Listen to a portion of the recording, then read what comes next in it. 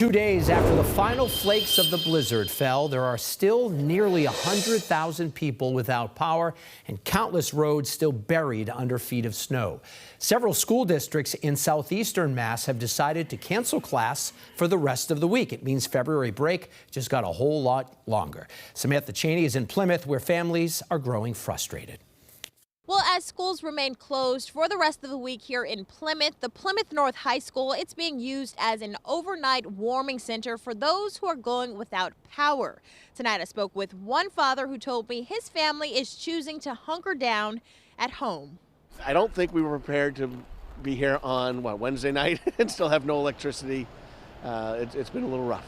For the past 3 days, Scott Hokinson, his 4 kids, 4 dogs, and a cat have been home without power.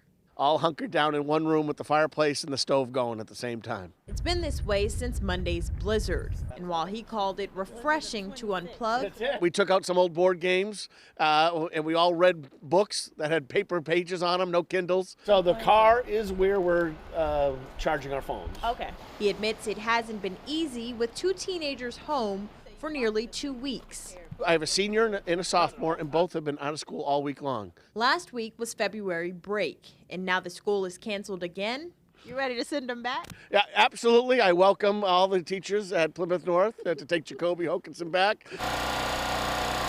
This generator is what's keeping the lights on, and Christine and Jenna Gillis going right now. 5 a.m. Monday morning, we've been without. Yeah. And while just like the Hokinsons, We're able to cook, able to eat. they too have some of the essentials. Oh, we have a refrigerator, we have heat, we have hot water. It would just be nice to binge watch Netflix again, you know.